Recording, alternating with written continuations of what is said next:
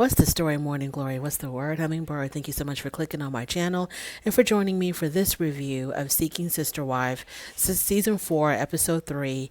Let's dig into the Epps family first. So the Epps family is Marcus, Taryn, and India. As we already know, Taryn and Marcus are legally married, and they've been legally married for about 10 plus years.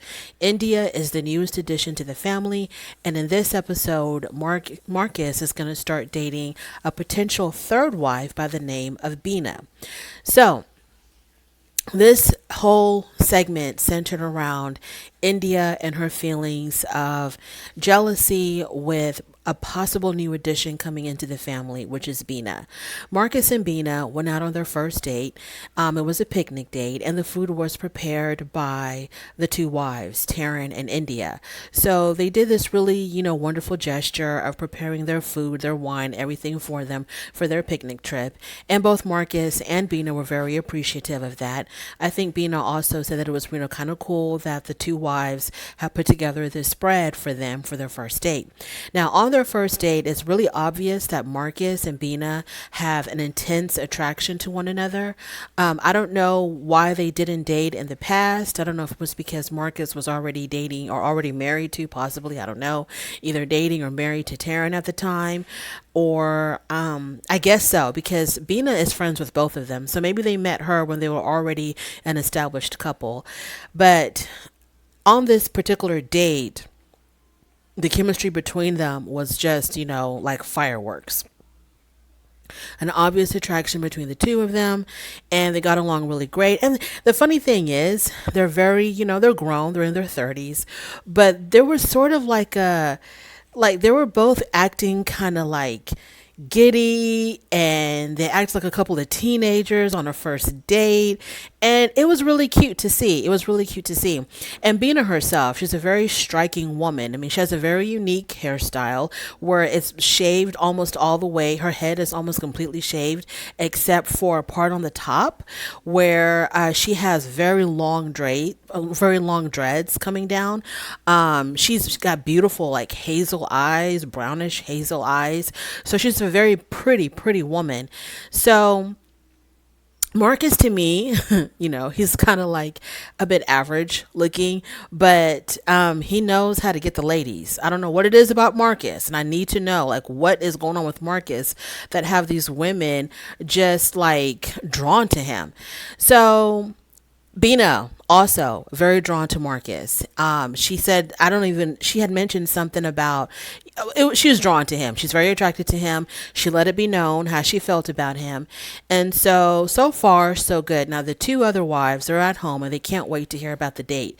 So when Marcus does finally come home, he tells them that the date went really well. He tells them, first of all, that he really did appreciate the food and drink that they put together for his date. And so he starts to tell them that, there's something there between him and Bina for sure. And he wanted to know, like, when would be the most appropriate time for him and Bina to become intimate. Now, Taryn, the first wife, she was like, you don't even have to like come to us with that. That's strictly between you and Bina. You don't have to ask us for permission. You don't have to, give us a timeline. That's between y'all. And India was like, well, you speak for yourself. Now, India was the one that was really having a problem with Marcus and Bina's relationship becoming physical. She said that should not happen until her and Taryn and the kids have given their seal of approval to Bina, and she has been accepted officially into the family. And that's when she believes that Marcus and Bina can, share each other as husband and wife. Now, Marcus looked at her like, but I didn't even do that with you, and I didn't even do that with her. So why would I wait until this becomes official with Bina? And yeah, India was just like, no, I don't think that you can just, it's okay for you to just, move forward like that with her. Another issue that India had was that this was their first date, Marcus and Bina's first date. And so India was like, for you to bring it up after your very first date lets me know that you're like moving full speed ahead. And I'm still trying to get, used to this whole idea of you dating someone else. And Marcus explained to her, well, the difference is that this is not some stranger off the street. Me and Bina, we have history. We knew each other way back then. So it's not like I just picked someone off the internet or off the street and I'm ready to move full speed ahead.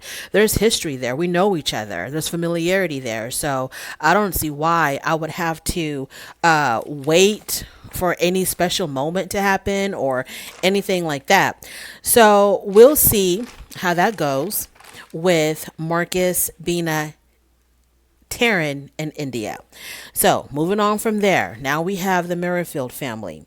So the Mirrorfield family consists of Danielle and Garrick for now. They are also dating Roberta, who lives in Brazil and has not been able to come into the United States yet. So, and then there's also Leah, who is the third potential wife that they are dating. Now, this scene starts off with where it left off in the last scene, where Garrick and Roberta are FaceTiming each other and they're just crying all over each other. So, Garrick is very, very emotional over Roberta, and likewise. So there's like a really deep connection between Garrick and Roberta. And I've always felt like, and I said this in my previous review, that Danielle, the first wife, that she sees this and maybe she feels threatened by this. And so she tried to throw a wrench into the plans by introducing Leah into the dynamic, bringing Leah into this, because maybe she thought that she could either make Roberta jealous, sabotage the relationship between Garrick and Roberta, or maybe she thought that it will maybe take the focus away from Roberta, and have Garrick be interested in something else. But as deeply as Garrick feels for Roberta, I just don't think that anything can really distract him from Roberta. So when Leah sees him, crying and, slinging snot everywhere over his FaceTime with Roberta, she comes into the living room and she's asking him, how is he doing? And then she gives him a hug. And then they go into the kitchen together to prepare dinner. Now it's just the two of them in there because Leah is trying to, connect with him and trying to see where did things really lie between her and Garrick. So there was one scene in the kitchen where you see him put his hand on her back. So it seems like he's trying to connect with her. He is trying to get closer to her, but we'll see how that goes. So Leah asks Danielle, so what exactly are your boundaries with me and Garrick? And Danielle says, well, absolutely no sex, because that's only for when y'all are in a committed relationship. And Danielle says in her confessional that Leah's personality is very bold and that can be a little bit intimidating or lead to conflict. What does that mean exactly? So what are you really trying to say, Danielle? Are you intimidated by Leah's personality? Is that what you're saying? Are the both of you? What exactly are you? Because so far it seems like Leah is definitely different from Danielle and Roberta, but Leah, to me, she really, up until this point, hasn't done anything bold. I mean, she does ask a lot of questions and she's asking very direct questions, but nothing about that is bold or intimidating. If you want to know an answer to something, if you're trying to figure out a situation, what else can you do but ask? So I haven't really seen her. It seems like, if anything, she's been very almost timid because she doesn't really know where she belongs. She doesn't really know where the line is to make sure she doesn't cross it. She doesn't really know how she fits into this. So she's been kind of very cautious and very careful. I really haven't seen Leah being bold and intimidating. So at dinner, they sit down and another thing, when Leah asked Danielle about the boundaries, Leah said in her own confessional something about how Danielle needs to be a little bit more relaxed, a little bit looser with how her and Garrick are going to interact with one another, because they should basically have the freedom to do whatever they want. Who is Danielle to dictate anything amongst two adults who want to be in this plural relationship? So they have dinner. And Leah starts off the dinner conversation with, so what did y'all guys think about today? And Danielle, automatically, her mind goes to Roberta. She's like, oh, you mean about Roberta? No, girl, like about the whole entire day. You know, you met a whole new potential sister wife named Leah who is sitting next to you. This is the first time that I've met her in person. Like, well, do you have any input on that? You know, stop being so focused and obsessed on Roberta. So, Leah says that, no, Leah keeps looking at Garrick. So while they're having dinner conversation, you know, Leah keeps, you know, her eyes keep lingering over to Garrick. And you can tell that she's trying to let him know that, you know, she's kind of feeling him. She's kind of vibing with him. Then the conversation gets serious. So they're trying to figure out like, how is this dynamic going to work? So they talk about Leah's own, like her work schedule and her intentions and all this. And so Leah says, well, I do work in the medical field and I work 8 to 12 hours per day. And so I'm not going to be coming home cooking and cleaning after working like a 12-hour shift. And so you can tell that Danielle and Garrick are like, you can just see the wheels turning in their minds, and they're kind of like, yeah, no, we're not going to be, no, anybody who lives in this household or is going to be a part of this family is going to have chores. And so Garrick suggests that maybe she needs to kind of scale back on her work hours so that she can participate more at home and be more a part of the family. And on top of working a 12-hour shift, Leah says that she also wants to go to school. So I'm just like trying to understand, like, Leah, like, what's really going on here?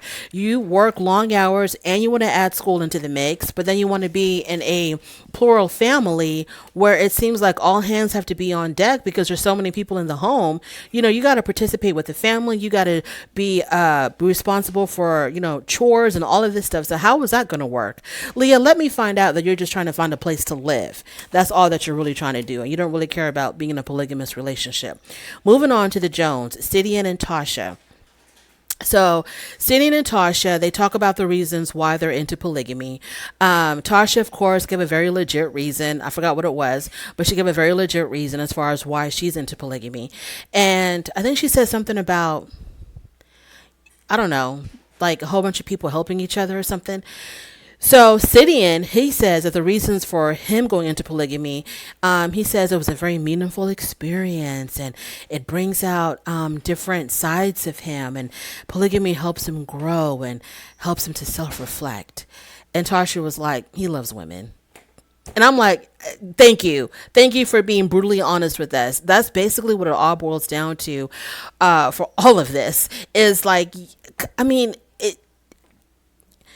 I don't want to, it's so cliche to think that like, oh, polygamous men, they just want to have a whole bunch of women around them. But it's the way these men talk and the reasons of why they're in these polygamous relationships. It really comes down to that. You know, it really comes down, I feel like they just found a loophole in being able to be with multiple women without having to cheat.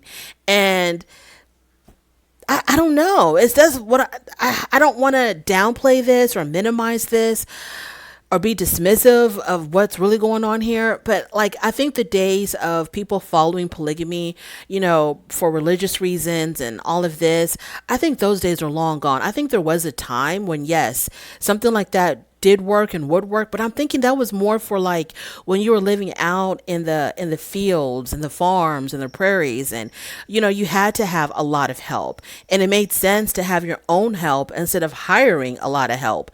So you would have multiple wives and multiple children, and it was just like a big community and everybody helped each other. But nowadays it's like, okay, y'all are, you know, a whole bunch of yuppies basically. What do you like if you're not going to be having a whole bunch of children? So what is this for? You know, back in the day, the women were having a plethora of children, and so it would help for them to have like a whole lot of help from other wives. What's really the point now, especially when having a big family is not even like a part of the equation so far with these people on this season of Seeking Sister Wife. So the first wife, okay, so the Jones family, they were here with us last season, and we're all familiar with them. Sidian was married previously, and then Tasha came into the mix. Then the first wife, and then Sidian and his first wife had 3 children. So they have 3 children. So then Tasha comes into the mix, and they have this plural lifestyle, the 3 of them plus the children. And then the first wife jumps ship, and she takes the youngest child with her. And now Sidian and Tasha are still together with the 2 oldest children. So they're still trying to find a third wife or a second wife, really. And they last season they kept on striking out, striking out, striking out. I'm not really sure why. The women that they were finding were not taking a liking to them because, I thought Sidian was, fairly attractive, and I thought Tasha was very sweet and easygoing. So I'm not exactly sure where the disconnect came with the women that they were meeting, but whatever. So Tasha ends up taking a trip to the Philippines, and she meets a young lady by the name of Ariel. She's 20 years old, lives in the Philippines, and she's also like in the whole beauty pageant circuit over there in Manila, in the Philippines.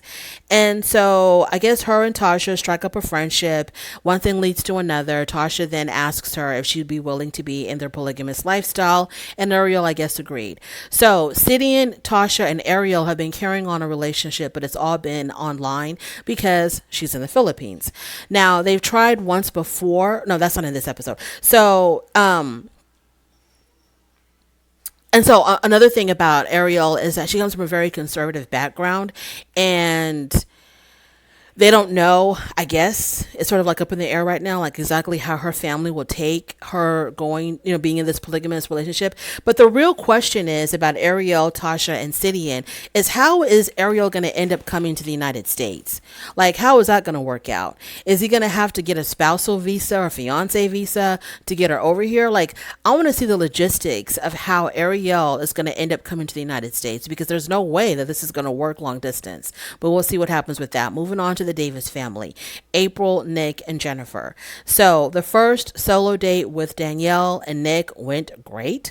They consummated their relationship after their very first date. And eventually, this is what I was like, I had to rewind this part. April and Jennifer say that, they said that at some point in the middle of the night, they ended up crawling into bed with Danielle and Nick, like they normally do. They all share a bed with Nick, and they're like, yeah, we went into the bed with Nick and Danielle, and it was like any other night, except there was one extra person. Girl, how big is this bed? How big is this bed? That's what I want to know, because you're going to tell me that 4 grown adults, full-size adults, were able to sleep comfortably in one bed. Like, what is this, a California king? Like, what's going on? So eventually, the next morning, April and Jennifer get up, go to work, and Danielle and Nick are able to have time alone. And so they're talking in the kitchen, and I forgot what they were talking about because I was so focused on Danielle constantly rubbing on Nick's hand. She's a very touchy-feely person, and it's like, and there's nothing wrong with that. I'm just making an observation. And for whatever reason, it just distracts me from whatever they're talking about. I think they were talking about, her fitting into the whole family unit, and how, Jennifer and April also have to like her, and she feels like they do like her, and she thinks that, they are willing to have her come into this dynamic, and, Nick is really happy about that. But the whole time they're talking, I'm just looking at how she's always feeling this need to touch him somehow. She's very, very touchy-feely. So they talk about how everyone has to be on the same page in order for this thing to, to go through. And Danielle says that she really does like him, and he really likes her. And Nick said that regardless of what's happening between him and Danielle and how they're connecting, his number one priority is to make sure that the unit that he already has established with April and Jennifer is strong and it stays intact. He does not want to disrupt that. So I guess that's really good. That he's making sure that everything is good with his first 2 wives before he adds a third. So that was the end of that episode. And then stay tuned for episode number 4. I'll talk to you later. Bye.